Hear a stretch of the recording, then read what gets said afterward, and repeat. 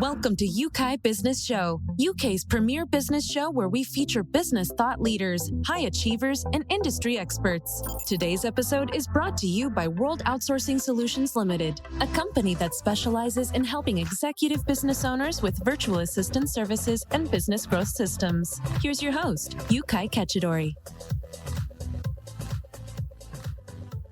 Hi guys, welcome back to another very special episode, and today I'm joined by a good friend, Bill Carmody, who has been helping business owners for over 25 years now, and truly privileged today to be having him on the show. Bill, thanks for joining me here today. Oh, thank you for having me, Yeukai. I appreciate you. Awesome. Now, Bill has had some epic adventures, from becoming a top 100 sales influencer to standing next to my mentor, Tony Robbins, to dropping 50 pounds and finishing in the top 50% in the first 104.6 miles Ironman. Bill Carmody has founded and successfully exited two highly profitable and award-winning multi-million-dollar marketing agencies. With 25 years of experience in marketing, he has just finished writing his next book, The 3 Rules of Marriage. I know this book is out already on Amazon. I think it's doing really well there. Bill, you'll be talking to us about this one shortly, aren't you? I am. Yes, I'm happy to. Yes. And I know one of your mission there is to help a lot of people, in fact, at least 10 million people by 2025, reach that mental fitness stage. Talk to us about that before we jump into our conversation here today. Yeah, I'm really excited to talk to you about mental fitness. What's fascinating for me is that I believe in the next decade or the next 10 years, mental fitness will be as important to people as their physical fitness. And we're starting to see that trend now, but it's starting to catch fire. And I think what we're going to start to see is that this will continue to grow. The bottom line is that mental fitness is how we perceive anything and how we react to it. And so what ends up happening is that when we have negative and positive thinking in our brains at any given time, but when we judge ourselves, when we judge others, and we judge situations, we start to get an amygdala hijack, which is where our brain sort of takes over, and we get into fight, flight, or freeze mode. And what ends up happening is we are our best selves. So we end up reacting to things, and we are in that reaction. We don't necessarily say or do like being in our best behavior and being able to be our best self. And so the flip side of that is our sage. So we can actually go tap into our sage powers, which have always been inside of us, but they get like dampened when we get into a fight, flight, or freeze state. And so the concept of mental fitness is your ability to handle anything that comes in front of you, whether people, problems, anything, in a way that allows you to stay in stage. Incredible. And I cannot think of a better time to start working on that than the time we find ourselves in right now. Yes. Indeed. Yeah, I mean, in this time, there's never been a more challenging sort of circumstances that people are facing, which is why I'm excited to talk about this. And I'll do, if you're into it, we'll actually show you a couple examples of mental fitness you can do right here, right now.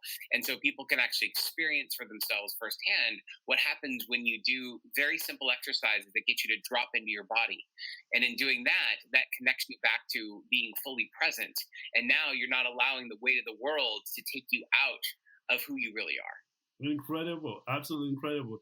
Now, for those who are yet to come across your work, Bill, please introduce yourself and let people connect with you. Yeah, no, thank you. I appreciate that. So, yeah, you said the first part, which I appreciate. I've been in marketing for 25 years, and so I built and exited 2 multi-million-dollar marketing agencies. And what I found was, as much as I love the work in marketing and branding, my passion is for people. And so what I really decided was, after exiting my second agency, I decided that I was going to focus on being a coach and a trainer. Right. And so as an executive coach, I got to work with people and figuring out how they could be their best selves. And then as a trainer, it's really putting people in group settings where I can actually support transformation and breakthroughs. And that has been, I was inspired by Tony Robbins, just as you said, is a mentor of mine too. And I look at this gentleman and what he's accomplished, and I look at the same thing of what I'm up to. And it really excites me to be able to help connect with more people, help them with their breakthroughs, transform, and really live their best lives. Indeed. Bill, on your journey to discovering mental fitness, was there any roadblock or a trigger that got you to think this is the thing that I need to be dealing with or helping people with? What a great question, Yeukai. Thank you so much for that question. Yeah, it actually was. It was actually, I remember distinctly in my very first TED Talk, I talk about storytelling, and I tell this story. So apologize if you've already heard the TED Talk. You'll hear a little bit of a repeat here, but there was a moment, and that moment was when I was 12 years old. My parents were divorced. I became an entrepreneurial quickly because of scarcity. I was afraid that there wasn't going to be enough. And so I built my entire business, my growth, my entrepreneurial spirit from a place of always being a hyperachiever, constantly trying to achieve. And I remember I was with my family. This was like 2015. And we were on the beach in St. Lucia, one of the most beautiful places on the planet. You're sitting out there looking at the ocean, and I'm on vacation. I should be totally happy. But I remember looking out in the ocean and thinking, okay, so I've just been named one of the fastest growing companies by Inc. magazine for 2 years in a row, right? I've created financial freedom for myself. I've got a beautiful wife and kids. We have a happy marriage, so I look at all the domains of my life. I lost all this weight. I've, did an Ironman. Like, all these things are so beautiful in my life, right? And yet I'm not happy.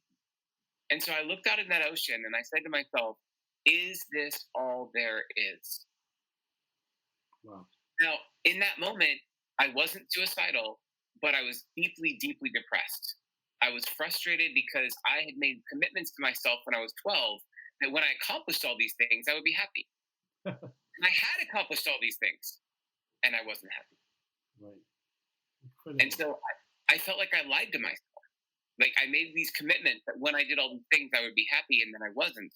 And so I started saying, okay, well, I got to do something about this. And that's actually when I began my transformational journey with Tony Robbins. That's when I went into my first UPW event and learned about who he was and what he was all about. I did all this great work.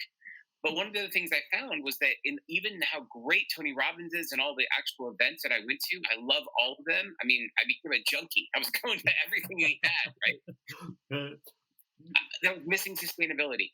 And what was missing for me was a self-practice. And I had done some meditation in the mornings. I looked at this, but I was constantly finding that I could still easily get triggered and hijacked.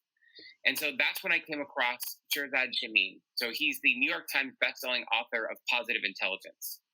And for any of the listeners who want to learn more, they can go to positiveintelligence.com and they can take a 5-minute saboteur assessment. That's how I started. And in 5 minutes, you can find, of all 10 saboteurs, you can find which one are the top 2 for you. So for me, they were my controller and my hyperachiever. That's who drove me, right? For some people, it might be the victim or the hyper-rational, or it might be the avoider. They're the pleaser. There's all these different types. But for me, my controller was the person who would come in when things weren't working well. I would railroad people. That sounds like me. Yeah, and because of my hyperachiever, if we weren't on a path to success, I would take over. And so I built my first agency. I had 75 employees, and that's a lot of team members and a lot of families counting on us. So I felt the consistent pressure of how to create a $25 million marketing agency, and I felt that pressure always. Right. And the problem is that if any one of my team members screwed up, rather than coaching them, rather than giving them and making that a teachable moment, I would literally take over and do the job for them. Now, how do you think that made them feel? Small. Yeah, like they're worthless, that they couldn't do it. Or if nothing else, they look at me as a tyrant. Here's I'm doing the best I can, and I'm never good enough for this person. And that's exactly how I was showing up. And it really pushed people away. It was how I experienced a lot of isolation, which is where mental fitness switched all of that for me. Yeah. Amazing. And then you went on this amazing journey to where you are today.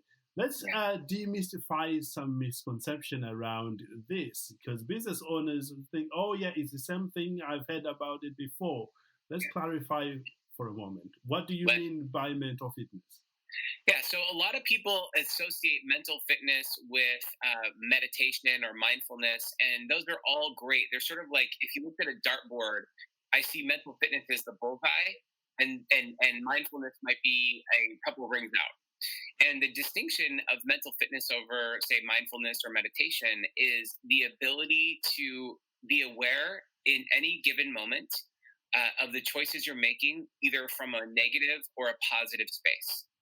So I did a lot of meditation, and I love meditation, and I love mindfulness training. There's lots of great stuff out there. But what I find is that those tend to be in controlled environments. I meditate in the morning. I meditate at night. Got my candles lit. Got the light, right? Like I'm in that zone. But what about when someone's really angry and they're yelling at you? Yes. Can you be sage in that moment? See, that's the distinction. Or if you look at COVID-19 and being stuck in the house all the time, can you still remain sage? When you're in with your family, suddenly you're seeing all of these things that you didn't have to deal with before because you got to leave the house for your job or whatever it was, and now suddenly everything is all in front of you. Can you remain sage in those moments? So that's what mental fitness is. And I'll tell you, if we want to do this, we can do a quick exercise, like 1 to 2 minutes, and you'll get an experience of what mental fitness is. It really is about dropping into your body and experiencing what that is, fully present in a given moment, even when somebody else is activated, even when somebody else is coming at you verbally. How can you stay sage? Let's do one of those for those who are listening who wants to practice straight away. Beautiful. So this is the easiest one I see to access mental fitness. So I'm going to ask the audience members to take their thumbs and their index fingers and rub them together with such fine detail you can feel the fingertip ridges. Right. And as you're doing this work, your thoughts will come up. Let the thoughts go and come right back to feeling the sensations as you rub your thumb and fingers together. Wow. Notice what's happening as we do this. Notice how you drop into your body and you start to feel your sensations, you feel your experience. And if you want it to be more intense, you can take the entire finger and palms of one hand and rub it up and down exactly on the others. So now what you're doing is you're rubbing back and forth. The fingers and palm of one hand, the fingers and palm of the other hand. Move it back and forth. And notice all the sensations in your fingers. Notice all the sensations in your palm. And as you're doing this, let go of any thoughts you may be having and bring it right back. Amazing. And I'm going to stop there. We can do breath work. We can do listening. We can do all kinds of different options. There's so many ways to access this. But the reason I use this one is because you could literally be rubbing your index finger and your thumb underneath the conference room table when you're across from somebody who's activated, right? You can do it anytime, anywhere. You don't have to close your eyes. You don't have to go into a deep meditative state. You can be totally focused and present with someone and drop back into your body. And so you can see them. And then then if you can stay sage, what you'll realize, and this is one of the most beautiful quotes I got from Tony Robbins, there's only 2 types of communication in the world: a loving response and a cry for help. Wow. And that cry for help could come out as F you, right? So you could hear that. But honestly, if somebody's angry, they don't necessarily have eloquent language. But what they're really asking for is help. Indeed. And if you can get past the personal attack and experience what they're sharing with you as a cry for help, then you can get curious. What's activating them? Why are they upset? And no matter what they're doing to come at you, the real question, it's never about you, is it? It's about their experience. Amazing. Amazing. Wow, this is great. I'm sure toward the end of our discussion here, you will be telling people where they can learn more about these things so they can practice in them.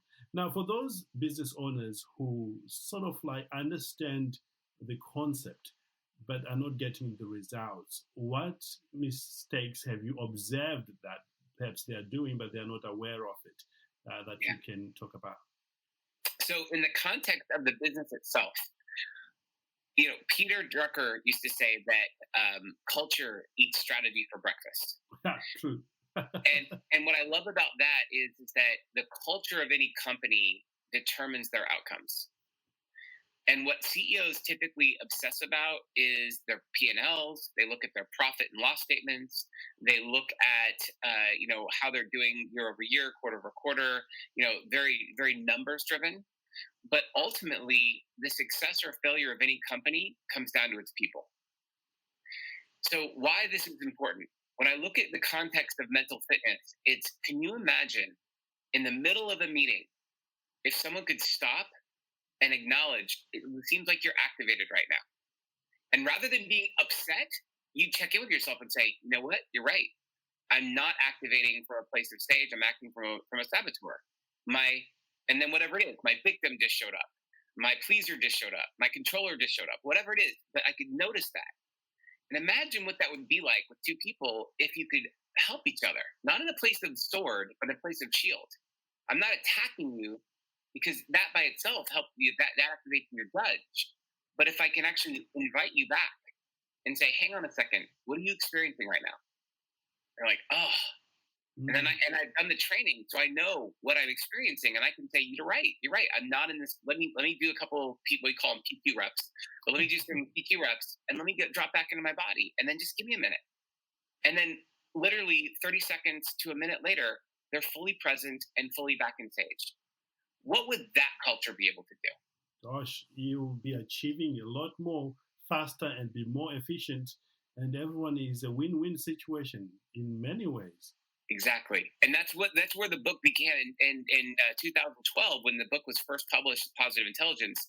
The research was based on 500,000 participants starting at Stanford University, wow. Right? So 500,000 participants. And what they decided was, why is it that only 20% of us reach our true potential? 80% do not. It's this right here, that most of us are on autopilot. Most of us are going day to day in reaction. The traffic activates me. I'm going to work. I hit traffic. I'm upset. And now I'm activated. I come into work. Hey, Bill, don't talk to me.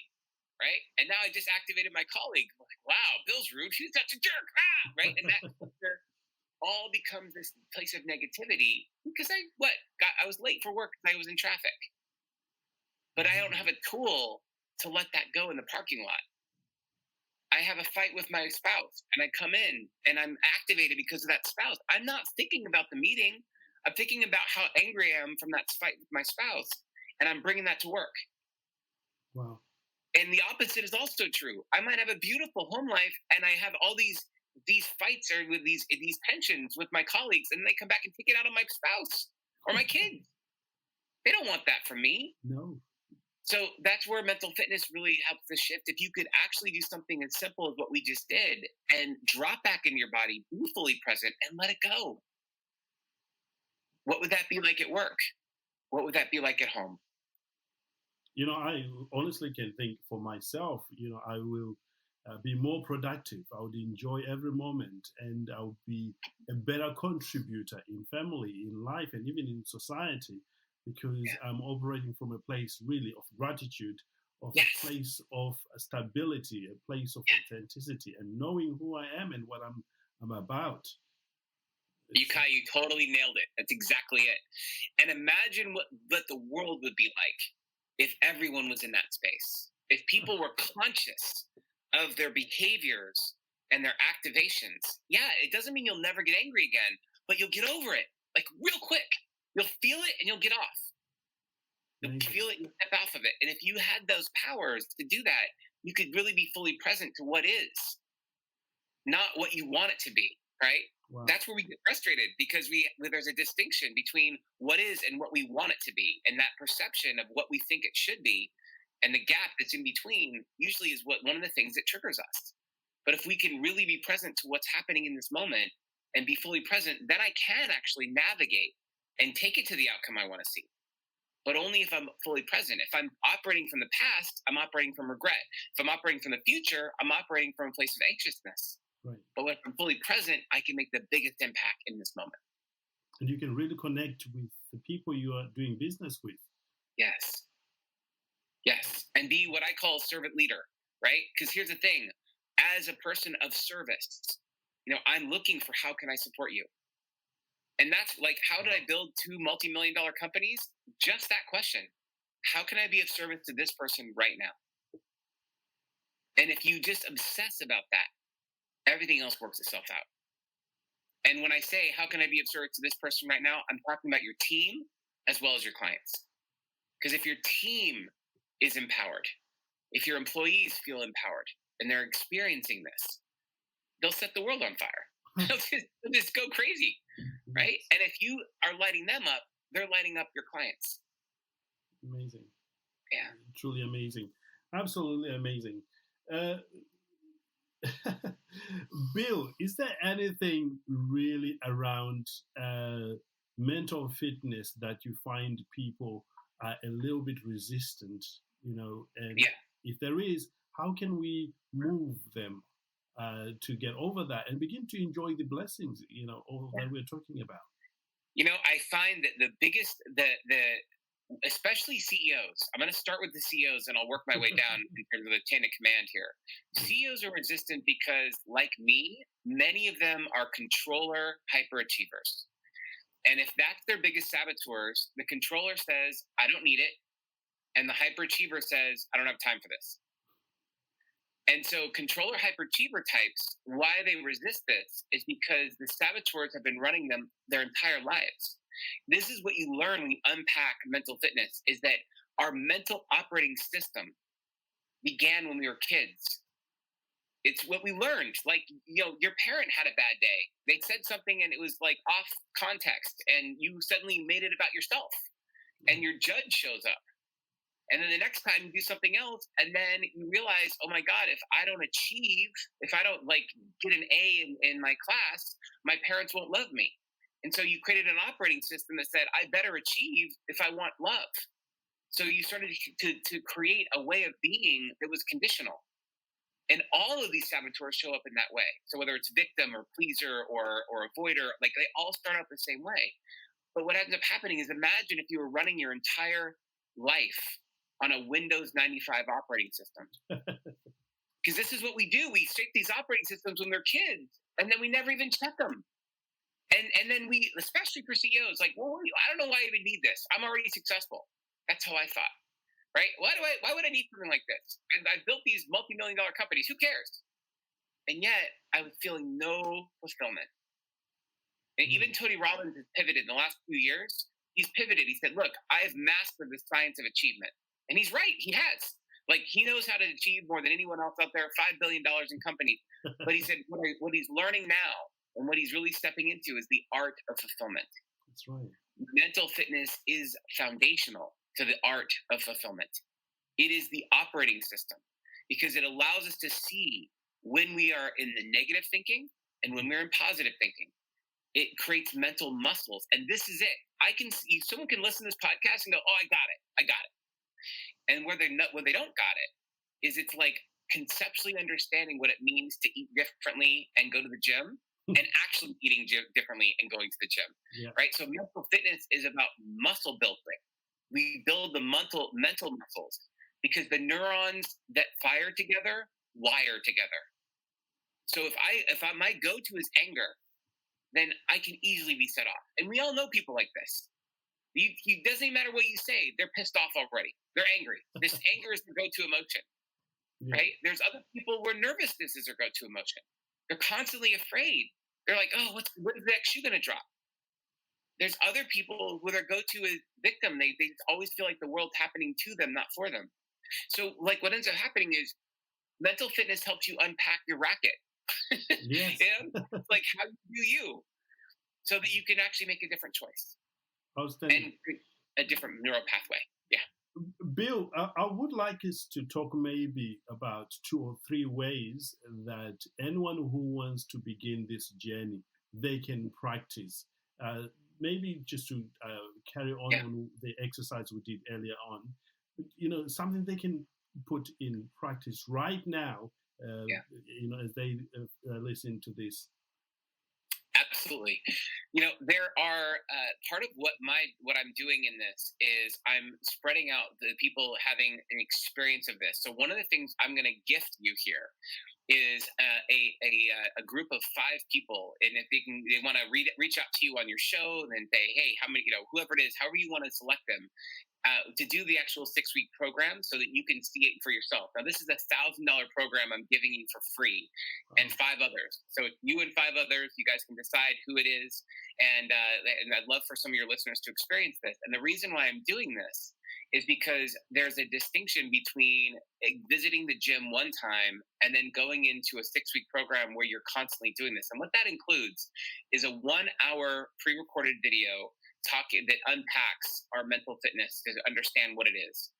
Daily practices where you're literally doing this 2 minutes in a day, and you're doing it throughout the day. So every 3 hours from about 9 a.m. to about 6 o'clock at night, really during the busiest parts of your day, you're doing a 2-minute exercise, and you're constantly doing this about every 3 hours so that you're constantly dropping back in your body, because we get off on our tangents and this drops us back.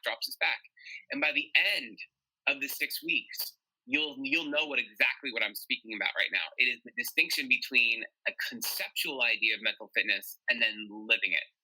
And this really is an opportunity for a life shift.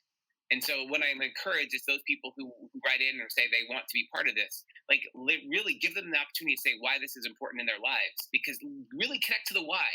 It should be like this, even though it's $1,000 gift, it's not about the gift. I really want people who are committed to saying, hey, I'm ready for some change in my life. I want to see that. I want to experience it, because I promise you, it will be transformational in ways that even these transformational trainings don't get at, because this is a continuous mental shift.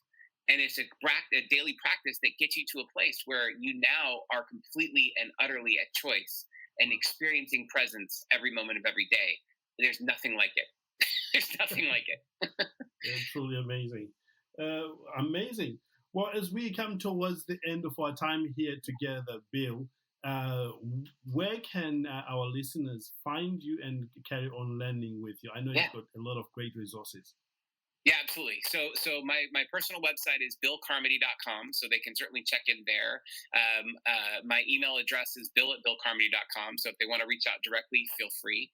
And my wife and I just became Amazon best-selling authors of The 3 Rules of Marriage. And so we have a separate website, 3rulesofmarriage.com. That's spelled out THREE, 3rulesofmarriage.com.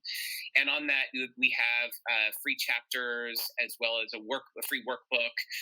And we actually have it in an Audible format, so they can do some listening to the actual book as well. So there's lots of great resources there. And for the saboteur assessment, go to positiveintelligence.com.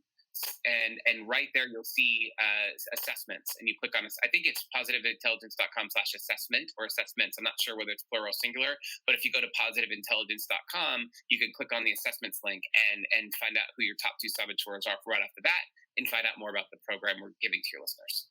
Awesome. Outstanding. Thank you for that, and the great gift you are giving to my audience. I truly appreciate that. There you have it, guys. Now, we always want to finish by talking to you as a business owner, Bill. Yes. Knowing what you know now as a business owner, sold to multi-million-dollar agencies. Mm-hmm. If you were to start all over again, what are the top 2 things that you would absolutely do today to ensure you get that same success or even surpass that success? Knowing what I know now, to me, I would hire culturally, not based on skills. And this is one thing that I learned the hard way. If you have people with the right attitude, you can accomplish anything. Southwest Airlines does this right. So Southwest Airlines does 2 things now to do their hiring, which I think is brilliant, and I would totally do this today. Southwest Airlines says they have all their candidates come in, and let's say there's a room of 100 people, and they will say, everyone's going to talk for 10 minutes. And what you're going to do is you can pick any topic you want. It doesn't matter, but we want you to stand up in front of the room and talk to your colleagues for 10 minutes. And the people who are actually doing the hiring ignore the person on stage. Right. They completely look at the audience, and they're able to size up, are you the type of person who supports the person on stage, or are you still rehearsing your 10 minutes? Okay. And from that, the people who are rehearsing their 10 minutes, they don't get callbacks. The people who are actually there are happy and we're thinking cheering on the person on the stage. They're the ones that get the callbacks. Then became known that that's what they were doing, so they switched up. Now what they do is they have a party, and they literally the interview is a party. They literally put 100 people into a room, and they socialize, they have cocktails, they drink, they do everything, they do whatever, and the interviewers are just noticing, how are you when you think nobody's looking? Who's your personality? What is it? How does it show up? Are you personable? Do you like? And what I would say is why this is important for me as a business owner. I can teach you anything. I can teach you how to read a financial document. I can teach you how to do better marketing. I can teach you how to be a better writer. I can't teach how you show up. Absolutely. And mental fitness will support you in showing up in stage. But there's a part of you that, like, if you are the kind of person that is committed to outcomes and you care about your teammates, then I want you on my team. And if you're the type of person that is going to literally stab everybody in the back to get to the number one place, I don't need that, because that's not the kind of culture of trust I'm trying to build. So for me, that's the foundations. And I would say, going one step further, bringing feminine power into the workplace, which means creating the interconnected web of the culture of the company in a very formalized way, meaning doing covenants. Like, before we have a meeting, how do we want to be together? It's like the most powerful thing. And nobody does this in corporate America, but you see companies that are led by women, especially women who are not prescribed to a masculine doctrine and are basically bringing their whole selves to work. They tend to have a love and nurture that typically doesn't exist in most of corporate America. And when you feel held as an individual, you will go so far beyond. And that's what I want to see in my team. So true. Yeah. And any final thoughts? I sincerely appreciate you giving me this opportunity to speak to your audience today. Yeukai, thank you for having me on the show. And my final thoughts are, I really, really hope that your audience got value out of this today and are willing to explore some new ways of being that will help them really step into what's possible in their life. Outstanding. Well, Bill, we truly appreciate you being here.